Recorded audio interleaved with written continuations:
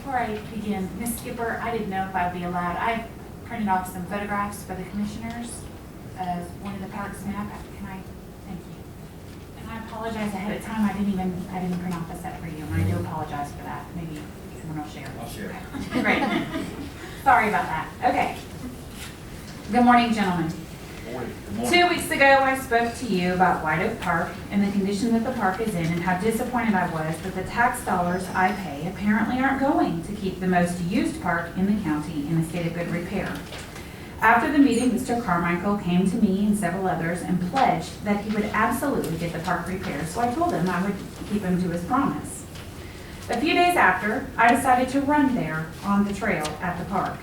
Now, I would love to give kudos if only kudos were due. I'm not sure if what they did you could call a repair or a joke.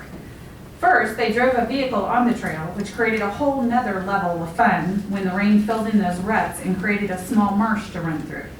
Then, what they put in those ruts was a mix of soft dirt and giant rocks.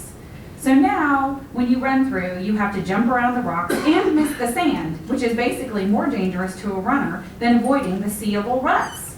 Never mind that I saw a poor mother trying to push her young twins through the disaster and she had to turn around and go home. Shortly thereafter, it rained, which washed away the soft dirt stuff and left behind the rock, which is now exposing the ruts again. At the bottom of the hill near the playground is a giant swamp. There's no other word for it. It is a bottomland anyway, and now since the vehicle drove on it, it's even worse. It's an embarrassment. I sincerely hope this is not something Mr. Carmichael asked for, as certainly he would be disappointed if he saw it. Gentlemen, I am here to tell you that I am a former County Parks Department program director. As a background check on me would clearly show, we would have used our tax and SPLOST dollars to improve and secure our existing parks before we poured dollars into new parks and things that were not necessarily needed at the time.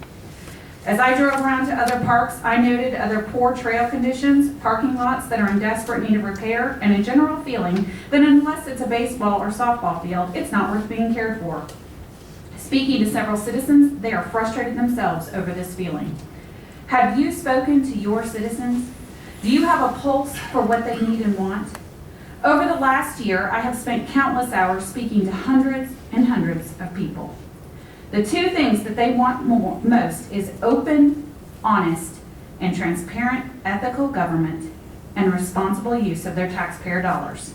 I can see why they have lost faith. When you secretly, or not, pour millions into projects that the citizens do not want, have voted against, and do not support just because you think you can get away with it, you definitely create a wave of resistance and resentment.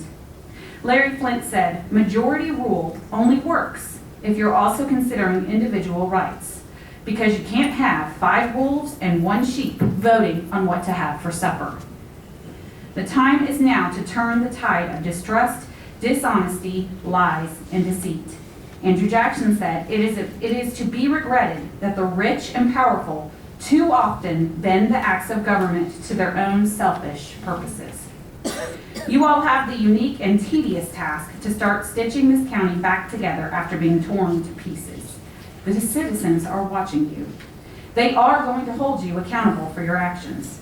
They are waking up and are not afraid to speak out on the wrongs that have been done. No giant corporation is paying them. No highly enthroned group is backing them. The people are simply seeing through the web of lies that has been spun around them. They are simply fed up. Government is for the people, by the people. It's a new season, a fresh new slate. Time for change, gentlemen. Time for change. Do not disappoint us. Thank you.